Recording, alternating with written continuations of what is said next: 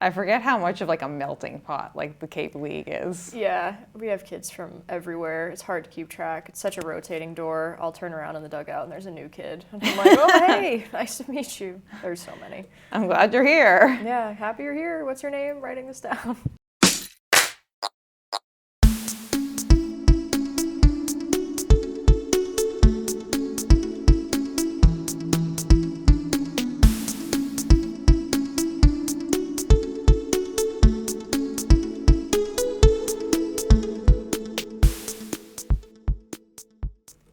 Hello, and welcome to Runnah, running on Cape Cod, Massachusetts and beyond, and welcome back to your favorite local running community.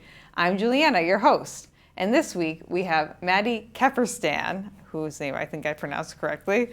Got it. Yes, who is the athletic trainer for the Falmouth Commodores, which is our local Cape League team here in Falmouth, which is very exciting. You guys are in full swing right now in the middle of the summer. Yes, we are. Yep, we're about maybe 28 games deep of our 40-game season, and then we go right into playoffs after that. So almost exactly halfway through. Yeah, right about. The kids are definitely feeling it. They're pretty tired out there. How are we doing, like, points-wise? Depends on the day, honestly. Since we play so often, our record and the team, like the whole league, changes so often. So we were in first place maybe about 10 days ago. I think we've taken a bit of a dip down to fourth out of fifth in our region right now. But I think we're down maybe 2 games from first place. So hopefully we can make a bit of a comeback there. Okay, and I'm sure there's going to be another game like very soon, if not tonight. Got one tonight, 6 o'clock. Yeah, that's what I was thinking. Usually it's like Wednesdays and Fridays, correct? We play 6 days a week, but we're home. Oh, really? We're home normally 3-ish of those days, so we're home this Friday and Saturday, and then we're somewhere else after that. That's a lot of baseball. It is certainly a lot of baseball. Yeah, but before we get into more like kind of like baseball, sports, general talk, let's talk about any running history that you have, Maddy, because you're here because you are part of the community, and also to talk about like athletic kind of psychology things, which is applicable to like anyone who's doing any kind of sport. But do you have a running history, and what could it be? So my running history, I'd say, is pretty scarce. I don't often run unless I'm being forced to. So I played sports in high school, had to run for those. I played softball in college, had to run a little bit for that. But once I have been retired for a few years now, I'm not often out there running. But I do, enjoy watching other people run, and then I work at the Boston Marathon usually every year, so I really enjoy the sport, but not from my own perspective. Do you think after watching the Boston Marathon finish line, and we talked about it briefly, you get a wide like rainbow of humans crossing the finish line in a wide rainbow of states of mind and being? I've crossed it both times, both in completely different states of being, and do you think maybe you want to do something like that at some point? Or have you seen enough people like really just get pulled into the med tent? The med tent is a pretty popular place at the Boston Marathon finish line, I would say. I think maybe eventually in my life I wouldn't mind running Boston just, to say that I did, because it is such a hometown thing for me. But at this point, I have my eyes on a half marathon down in Hilton Head that my friends are very convinced that we can all complete. I'm not as convinced. I might opt for the 10K, but that is the goal. I think it's in either October or November. That's the overarching goal to get there. Okay. Definitely if you start running now, you can get to a half marathon at that time frame. Hope so. Hopefully. Usually a lot of those races too will let you switch down to like down to the shorter distance, like last minute if something happens. That sounds perfect. That sounds like my kind of race. Yeah, I've had to do that a couple of times because of like injury or whatever it is. So it is usually an option, especially if there is like a shorter race offered. But not a huge extensive running history, maybe to come at some point in time. Maybe. But you do have a pretty long history of like sports psychology and like training and things like that. Why don't you talk about like your history with that and kind of your education that you have in psychology and also like training? Sure, yeah. So I've been an athletic trainer coming up on 5 years now. I went to the University of New Hampshire for undergrad and got my athletic training degree there. Then I took a bit of a gap year and just kind of worked around the community. And then after that, I went to the University of South Carolina, got my advanced degree in athletic training. I stuck around there to work with the beach volleyball team for a few years. And now, yeah, it was really fun. Now I'm pursuing a degree in behavior athletics, again with the University of South Carolina, and I just switched teams, so I'm working swim and dive there now full time. Oh. Do you have a certain sport that kind of like sparks your fancy the most and you would really, like if you had a dream sport to work with, what would it be? Honestly, my time with beach volleyball was like the most exciting and rewarding 2 years of my life, so when I can find my way back there, that's probably the goal. Okay. I don't know if we have any beach volley. I mean, it makes sense that we would up here in the Massachusetts kind of like Cape Cod area. Yeah, Massachusetts hasn't quite picked up the beach volleyball game yet. Okay. I think, give it maybe 20 years and we'll get a club or two. But it's real hard to, play it year round up here. Oh, yeah, that's true. Yeah, it's more so down south, kind of Texas, Florida, California are the big hubs right now. But it is a super up and coming sport in the NCAA. Yeah, I was just thinking because I was like, we're right near the beach, but that's true. It gets very cold. Yeah, in the during summer, winter. beach volleyball is great, but otherwise not so much. Yeah. So you worked with a bunch of different teams, and like, what are the things you're typically working on with your people, with your teams, with your kids and athletes? Yeah, so it super depends on what team you're working with and kind of what point in the season. So as an athletic trainer, I'm kind of there to support them through any type of physical, emotional, any type of anything, injury, illness, just kind of, I'm that person for them. So they'll come to me with whatever's going on. So generally, it's a lot of, sprains and strains and, wound care, stuff like that, or overarching injuries. Someone might get surgery for a shoulder injury, and then I'm there from the start to finish of that. Or if you have, let's say, like for runners, generally, we see a lot of stress fractures in their legs or along that line. So that recovery takes, quite some time and a lot of rehab, a lot of time off, a lot of doctor's appointments. So I haven't worked track personally, but I work in the same facility as them, so I see them manage a lot of stress fractures and injuries like that. Yeah, and I'm sure there's a lot of like mental barriers that you're working on with your athletes as well too. Yeah, absolutely. There's always, being a college athlete, it's difficult. It's you hard. have a whole lot going on in your academic life, your social life, your athletic life. It's a lot to balance for anybody, but especially at such a high level. Mental health, I think, is, of the utmost importance, even more so or equally so as physical health. So I like to focus on that a lot in my practice. Yeah. Now, do you have someone who's like a sports psychologist for your teams that you work with, or are you like the sole proprietor of all these things? Thankfully, I have a lot of help down at the University of South Carolina.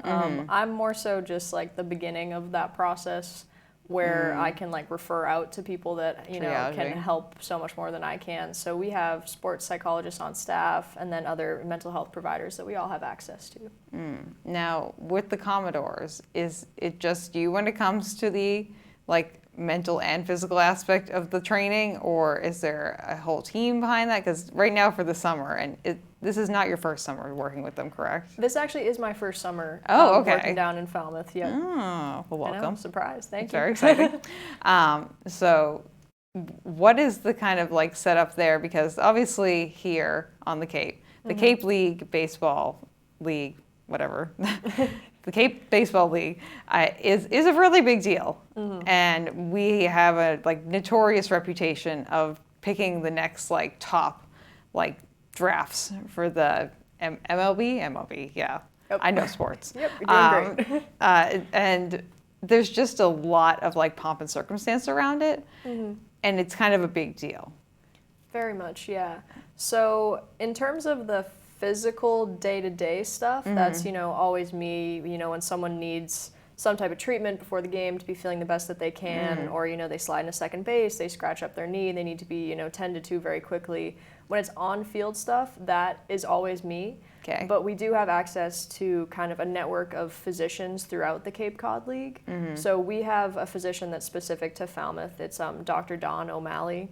So he comes Dr. O'Malley. Yeah, he comes to a lot of our games, and he's always there to support us. So like if I see something and I'm super worried about it, or I'm not sure what's going on, or I know that an athlete's going to need to see a doctor, then I can be like, hey, Dr. O'Malley, what are you doing tomorrow? Got something for you. So we have access to physicians throughout the Cape, as well as like we have emergency resources more so for mental health type stuff. We don't have like a team psychologists or things like that, but like there are emergent resources that we can access. Okay, but if anyone's really needing anything, you're kind of, again, working that triage position where you're like, okay, if I can help this person myself, I'm going to do it, but if not, like, we have the resources. Yeah, it's definitely, especially just because I'm there every minute, day in, day out, it's kind of, I'm like the first step to anything more important, so it normally starts with me, and then once it gets a little bit above my pay grade, then we get to the important people after that. Now, how did you find or get involved with the Commodores? Weirdly enough, I saw a post on Facebook, Okay. and I almost thought that it was fake. But I've come across those before. It just seemed, it was so casual. It was like, hey, send your resume to this email and we'll give you a call. And I was like, oh, I've always loved the Cape Cod Baseball League. I'm from Andover, Mass, so not too far away. And I was in South Carolina at the time, but I knew that this summer I was going to have to find something. So I was like, I'll send my resume out, see what happens. And then the next day I got a phone call that was like, your resume is awesome. Where do you want to go? Like, what teams do you like? And I wasn't familiar enough to have an answer. And I just kind of was like, this is great. This is the easiest job interview I've ever had. Wherever you want to put me works. And then I ended up with the Falmouth Commodores after that. Nice. And when you're working with the baseball team specifically, what are some like common challenges that you're seeing these guys come across? Because it's a very unique like group of humans. These are like almost sub-elite baseball players. They're like the step right below like the highest level of baseball, essentially. I think in terms of just like game struggles, I think it is kind of difficult that they all do come from different universities and backgrounds in like how the game should be played and strategy and stuff like that. Because I think we carry about 30 guys on the roster, and they're probably representing, 20 or so different universities. So everyone has a different mindset behind training and fueling and how many pitches and what's the call on this and what's the call on that. It sounds like a lot to manage. It has hurt my brain quite a few times. So I think just trying to get on the same page, the players being on the same page all the time, the coaching staff and me and everyone, that has been a little bit difficult, but it is also so rewarding and just unique and cool to be like, oh, you guys do it like this? I never thought about that. I'll try this or do this. Like, there's a lot of learning opportunities for the players to learn from each other. Yeah. Do you feel like they're generally receptive to the other people on the team? Or is there like, these are college guys too. Like, we understand that these are not like the most agreeable humans sometimes. Surprisingly, I think that they are, because a lot of them, like, their dream is just to get to the MLB. So any information that they can synthesize from a coach or from a different player, they're like, I'm going to keep that in my back pocket. It might not work for me, but I'm going to give it a try. I think we see that a lot with our pitchers. Like, they always have a baseball in their hand and they're looking at their grip if it's a little bit this way or a little bit that way, or they're throwing a cutter different. And not that I understand what any of that means, but they seem to be very enthused by it. I have not a clue in the world. I'm just like, I could hold a baseball, but I'm definitely not holding it correctly for anything. Yeah. Now, from like the mental side of things, like, what are things that you typically work on with the guys? Like, if you were gonna like set up a program, I'm assuming there's like a little bit of structure to like working with these guys, and like a little bit some high points you'd like to hit during the season. What are our goals for the season, and what are some of like the high points you want to hit with your team? Goals and high points. I think this position is unique. Like, again, how they're all learning from each other. Like, they all have athletic trainers at their universities. So I try to play off of like what their athletic trainers are doing and thinking about, and stuff that they're used to. Like, I often, like, my first question is like, have you ever experienced this before? Like, what do you do at school for this? Because I try to stick with what their athletic trainers kind of have been doing, because athletic training is more of like an art form than it is a science. There's about 1 million different ways to accomplish the same thing. So when it comes to like mental health, or just, when they're in a slump and they need something, like, I'll kind of try to read this situation and scenario and be like, do they want outward support right now, or do they need a minute? And a lot of times I've noticed with baseball players, like, they just need a minute. They need a minute to sit there and be like, okay, I'm going to get it next time. And I'll just kind of try to offer that support. Like, I see you, I understand what you're going through, I'm here if you need me. So I'll kind of hang back, and normally it's like a pat on the back or like a handshake that lingers a little bit, just like, hey, I got you. Like, I'm here if you need me. More so things like that. And in terms of like high points, I think everyone, just wants to make like one big play.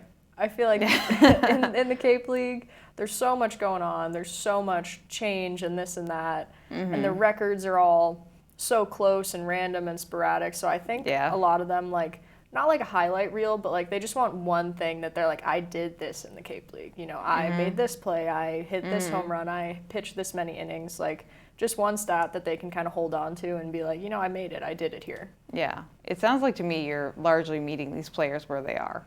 Try to. That's the goal. I think, especially this, just being here for the summer, we all leave and go other places and do other things. It's just really meeting them where they are and then supporting them best from that point.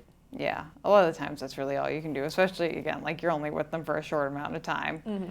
What are some challenges that you found just like having to work with a kind of diverse population when it comes to their training, where they're from? Like, these people are from all over the country. And there's not only just like training difference, but cultural differences and like maybe some like accent differences too.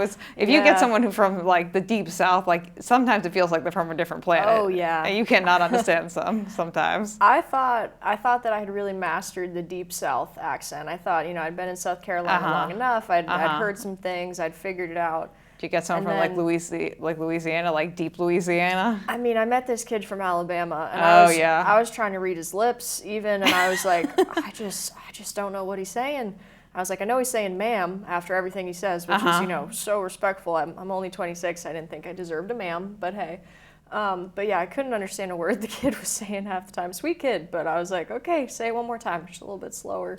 I'd say, like, differences culturally, I think a lot of the kids from the South have found that Massachusetts is, overwhelmingly Democratic, which is fair. Maybe, a little bit odd for some of them, but I think they're all, taking it in stride and having fun here for the summer, which is good to see. And then other differences. Or like challenges you've seen the kids kind of come across. I think more so than I thought, a lot of them are getting really homesick, which I don't know. I've worked with women's athletics for so long. I feel like my thought process of like boys athletics was, like summer, boys club, they're gonna, do this and do that and have so much fun. And we had a couple kids leave because, they just wanted to go home. And it was kind of like heartwarming and heartbreaking at the same time. I was like, you're this 21, 22-year-old kid that, is 6 foot tall and, you still just want to go home and spend time with your family. I thought that was a challenge I didn't see us having, when our roster's changing so much. I'm like, oh, we lost 4 kids today, and it was, because they just wanted to go home. Yeah, they're just kind of homesick. I feel like that's understandable too, especially like, anyone can be homesick, but that's probably like when they're here, this is probably the only time they really have during the school year to spend time with their family because they're at school the rest of the year. Yeah, their training schedules are absolutely insane, as is, most Division I athlete, but I feel like baseball really just is like a year-round job for them. So the Cape League is so amazing and like just such an honor to be invited. Like, of course you're going to go. Like, it's the Cape League. Yeah. But it does mean that they don't get to spend that time with their families because the second they get back to school, they hit the ground running. They're gone. They're out of there already, and they're already training for whatever the next thing is on their docket. For sure. Yeah. So it sounds like overall it's kind of challenging. Just in general to be like performing at that level. Yeah. And then be away from home and all these other things too. And it sounds like what you're doing is like very much so needed. Yeah, I think like I try to make good relationships with all my athletes and all my players so they know they have a support system wherever they are. And I do think, especially here when you're away from home and away from your support system at school, that it's nice to know you just have at least one person on your side. Yeah. Do you guys do like team bonding things, like sleepover nights or like pizza nights or something? I think we spend so much time together. There's almost no time for team bonding. But I will say our head coach, Jared Saltalamacchia, asked if we all wanted to go skydiving on Monday. And I've never liked a message so fast. I really want to go skydiving. I would go skydiving. I hope we commit to it because he was like, I'm paying. I'm like, oof, Sold. If someone taps out, you can tap me in. I'll go skydiving. I mean, I'm very prepared if that's our off day activity. I'm excited for it. That's on my bucket list. I just haven't like gotten that far yet, but definitely that would be a lot of fun. It's on mine, absolutely. You know, especially because they tie you to someone else, so you don't have to really decide to jump out of the plane. Because I know I'd get cold feet, and most of the guys were saying they would too. And I was like, well, you know, someone pushes you, so if you get on the plane, you're getting off. Well, it's like, what do you think your other options are? Yeah, you can't go back down. It's kind of just like, we're up here already. I also imagine too, like if I was gonna go skydiving with all those guys too, I would probably be the first one jumping off the plane. They would all be like, oh, and I'd be like, oh my god. Yeah, gotta go. Bye. Because a lot of times, like those guys are just like big softies. They really are. I was honestly a bit intimidated, just to be like, oh my god, I'm working with all these like big time baseball players. And generally speaking, probably tall humans too. Oh, extremely tall, like at least a foot taller than me most times. Yeah. And I was intimidated, and I was like, oh god, you know, I hope I can handle it. I hope I can do it. Yeah. And then you meet all of them, and you realize like they're just kids. You know, on TV they're these superstars, and they are superstars, and they're amazing. But when you actually talk to them, like they're sweet, they're genuine people. They're always happy to sign autographs and all that stuff. They're humans too. They are. Yeah, I think that's a good thing to remember. Like not only with like baseball players, but just like in general with anyone who's like an elite athlete or like a celebrity in any capacity. Yeah. But I think this podcast would not be complete though if we did not talk about the running prowess, shall we say, of the Commodores this season. I've been told by inside sources that are running this season could leave things to be desired potentially. Yeah, I think that is true. Anytime there's some running involved, you will hear an audible groan from the dugout. We're not a running team all that much. We do add it into our repertoire, especially at the beginning of the season when we had more practice time. They were doing a lot of base running drills and stuff like that. And the pitchers, I know, probably run more than anybody else because on days when they want to do something but they don't want to tire their arm out or they don't specifically want to lift a certain muscle group, like they'll just go on a long run to kind of keep their cardio going and things like that. But yeah, running is it's not the Commodore's favorite thing. And base path wise, we're okay. We've been thrown out a few times. We're speedy enough, but yeah, it's not our strong suit. Do you ever have any, well, actually not ever, but do you have anyone this year who's running the road race? I don't know. I don't believe that anybody is. I think some of our interns were maybe talking about it. Okay. But I think a majority of the baseball players, like their report date for school is pretty much like the day after when the championship here would be. It's like the 15th, 16th, something like that. So the road race is maybe the 19th or something. No, it's that same the Sunday. Same Sunday, yeah. So I think you guys probably can't even do it then. Yeah, I think a lot of them will be headed back home at that point, but cheering from afar. Because I feel like that would be like a really like unique Falmouth experience to be able to like come and be on the Commodores and then like maybe experience a bunch of the stuff that's happening during the summer and then get to like top it off with the road race. Honestly, if the timing was different, I'm sure that would have been like a great community outreach event for us because we try to like get out into the community and like let the players like be places that are in public so people can come say hello and whatever. And I feel like the road race would have been like a perfect opportunity. So maybe we'll connect on dates next time and get that set up. Yeah. Let's just briefly talk about like the community outreach side of the Commodores too, because I know I've been around town and I've seen like the athletes like volunteering or like signing autographs or just kind of like being present, largely with like the autograph things, like the kids and stuff too, which is really cute. Do you want to talk on like the way that either like you are or the Commodores in general are involved with the community? Because that's a really big part of what happens. For sure. So the Commodores, we try to get out into the community. It's usually at least like once a week, a little bit more often at the beginning of the season, and then it kind of tapers out near the end. But try to get out into the community and like do stuff with our sponsors. And then just to let the players like be out there and be visible to the community. So I know we've done stuff.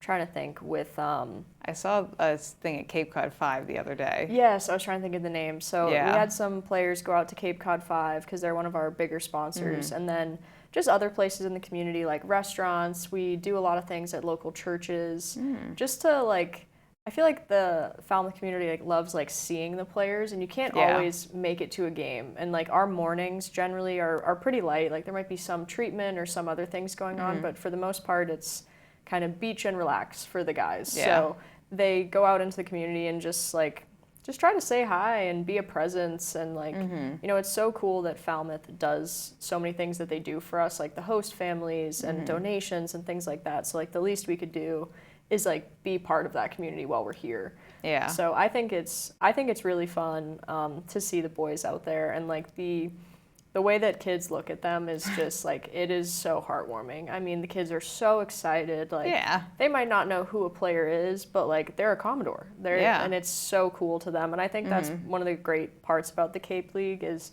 it doesn't matter where those kids play throughout the year.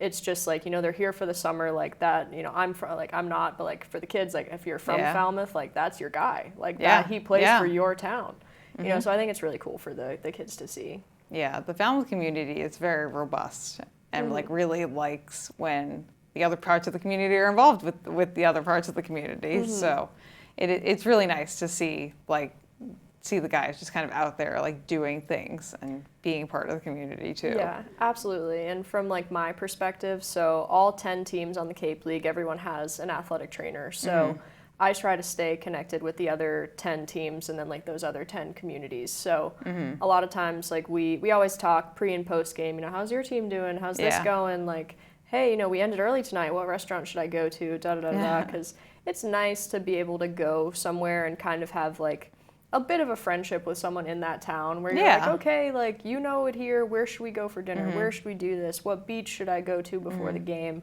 So actually, 2 of the athletic trainers are friends of mine. One of them I went to undergrad with, and one of them I graduated grad school with. So when I go to those specific towns, it's like a, you know, it's crazy to me. I'm like, wow, we all started in such different places, and here we are. Here we are. Cape Cod summer, you know, the best place to be. Did you let them know about the opportunity after you figured it, or did they find this on their own? We all kind of found it on our own timeline, which I think is interesting. Crazy. The athletic trainer for Yarmouth Dennis, her name is Nadia. I went to undergrad with her, and she's worked in the Cape League for either 4 or 5 years now. Okay. And then the athletic trainer for the Brewster Whitecaps, his name is Jack, and he graduated a year behind me in grad school. And I actually didn't even know that we were both coming to the Cape League until I got an email. And I saw his email on it. You're like, like, Jack, what's up? What's going on? And then we ended up seeing each other down here, and it was cool. That's so funny. It is such a small world once you're in like a very concentrated part of your field. It's just like, oh yeah, there's only like so many of us, and seriously, yeah, and everybody knows everyone, or you know someone that knows someone. Especially with all the players being from different schools. We actually we got a new player. And I noticed that his backpack said USC, and I was like, hey, why don't I know you? Like, where'd you come from?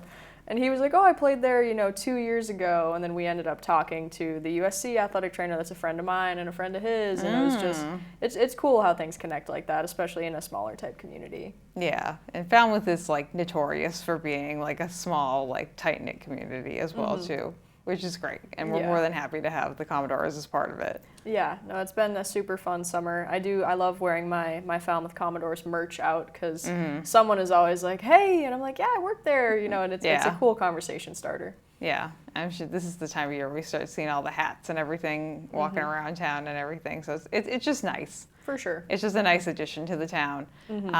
And definitely is great that they have you to be a support when it comes to like mental and physical health, because again, very much so needed. Yeah, no, I love my job. Like everywhere I've worked, I've always fallen in love with it. So getting used to being down here and was so different than South Carolina. It took me a week or two, but you know, I've really enjoyed my time here. I really love it. What was like the hardest thing to like get used to? Like our first game was so cold. It was like 60 degrees, and it shouldn't have been that cold. But I've been in South Carolina. I was like, what? When was the first game? I know it shouldn't have been that cold, but I'd been in South Carolina for such a long time that I was freezing, and I was embarrassed too because I'm like, I'm from Massachusetts. Like 60 degrees is not cold. I'm sure everyone else was wearing shorts. Yeah, everyone else was just having a great night, and I'm sitting there shivering. That's like shorts and t-shirt and maybe a sweatshirt in the back throw-over I mean, weather. literally, I was embarrassed sitting there shivering, but I muscled through. We made it. I think we won, so it was worth it. I will say the Cape weather hits a little bit differently because there's always a breeze. Yeah, the breeze was what was getting me, and it was foggy too, which I don't know. Which can also really tip it in the other direction. Yeah, we had a game actually get canceled for fog, which is like, I'd never seen that one before. It was the weirdest thing ever. Oh, yeah. The fog just descended out of nowhere, and like, I forget who it was, maybe our center fielder. He's like waving to us, and we're like, can't see him. And he's trying to tell us he can't see the ball. And we're like, oh, yep, that's the game. Yeah, we're so close, especially where you guys are at a Glove Fuller field. Like, you're so close to the ocean that we get the raw, unfiltered weather, like right here, where it's just like, it's very funny to me, having lived down here for like 8 years now.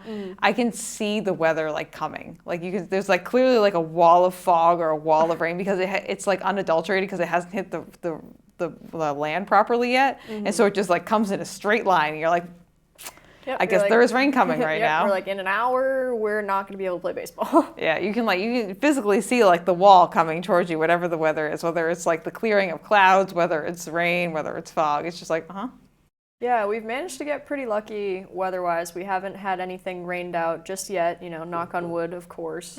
We had that one game get canceled in like the 5th inning for fog, but other than that, all of our off days have remained off days, which I think are super necessary for rest and recovery. Yeah. Yeah. Well, that's exciting. And so you guys are playing. When is the day of the playoffs? The same weekend as the road race, which is like the 16th and the 17th. So our regular season ends on August 3rd, and then August 4th is a league-wide off day. Okay. So we have 2 different divisions, East and West, and each has 5 teams. Okay. So if you're not the last team in the league, then you go to playoffs. So 8 out of the 10 teams go, and you play 3 games. It's like the 5th, 6th, and 7th. You'll play 3 games, and it's a best out of 3 series. So then if you win that, you move on. Best out of 3 series, win that, move on. Then that's the championship weekend. Okay. So that's that like 15th or whatever we were saying. That makes sense timeline-wise now, how you get from that date to that date. Yeah, so there's like 3 games off day, 3 games off day, kind of in a rotating kind of schedule like that. But if you lose, then obviously you're out. Yeah. So not sure how long we will make it. Hopefully to that 15th. I think we certainly have the capability to get there. Yeah, I mean, it sounds like it's a pretty solid, like, back and forth between all the teams, though, so. Yeah, it really changes right after, like, All-Star Weekend, because a bunch of people get drafted, and then a bunch of people leave, and the whole roster kind of changes, so I think the whole, like, Cape Cod Baseball League is still shaking a little bit. We're trying to figure out all the new people coming in. Interesting. That's definitely an interesting switch up in the way the game is played, I'm sure. It is a weird rotating door because you have, the kids that have been here all season that are, tired and they're dealing with like overuse injury type stuff, and we're trying to ramp them down in terms of like practice load and things like that. And then the new kids that get here that are fresh and ready to go and ready to play. So you have like those 2 different groups of people where you're like, we're all on the same team, but like you could run 10 miles today and you should sit down, know? So it's different, load and range of kids that you're trying to deal with. Yeah, and people who have created somewhat, hopefully, of a cohesive team, and then people who are like just coming in fresh, where it's like, we're working together as a unit, but then we have like 10 new people who are like, we don't know how this is gonna, like, we gotta give them the DL and let them know what's going on here, Yeah, it's definitely a very inviting atmosphere. I think everyone's always happy to have new players and everything, but it is weird at the same time because you'll get used to having certain people around, and then you'll turn and you're like, oh, they're not here. Yeah, got released. Oh, surprise to me. Okay. Bye. Yeah, I'm gonna write my paperwork. My bad. Yeah. But yeah, so you guys are going to be playing pretty much through the Falmouth Road Race weekend, hopefully. Hopefully. Championship bound. That should be good. And you guys just play the home field is Glove Fuller. Am I saying that correctly? It's like Gov Fuller, but yeah. Gov Fuller, yeah. Which is right behind the Senior Center and the Gov Fuller Community Center here down in Falmouth. Not sure of the exact address straight off the dome, but Feeling like it's 790 Main Street, but, fact check that. it could be, but yeah, if you just put in Gov Fuller Field. Yeah, you'll get there. You'll get there. It's not hard to find. And typically your games are either 5 o'clock or 6 o'clock, correct? Almost always 6 o'clock, Okay. but yeah, some other times we'll play at 5 o'clock at opposing fields because they don't have lights sometimes. We have some good lights at that field, actually. We really do. We've had games go until like 10 o'clock because, I Wow. mean, when we're away and the games go that late, we have to call them early. But here it's like, yeah, play an extra inning, play two, whatever. I live a little bit down the street, and this is the time of year where I look down the street and I'm like, why is it bright in the middle, like at like 10 or 11 o'clock at night in the wrong direction of the sun? Yep, And that like, would be oh, yeah. us. Yeah, I was like, oh, there's a Commodores game. That makes a lot more sense. Yes, it's weird. Sometimes they last like 2 hours, and then sometimes they're like 3.5 hours. I mean, I absolutely love watching baseball, so it doesn't bother me, but you can tell like after 3 hours, the fans are like, all right, you know, I'm seeing myself out. Yeah, or the people with kids are like, yeah, we're going. Like, this was Yeah. nice. Yeah, a lot of our interns and our baseball operations guys, they run clinics in the morning for the community, like baseball clinics. Yeah. So when we have really late games, you can tell they're like, I gotta be up at 7. They're like, I gotta go to bed. Yeah, I gotta go to bed right now. But they work really hard. They're always doing statistics and this and that, and then they get right back up in the morning and run a baseball clinic. You know, I have a lot of respect for them because I sleep in sometimes.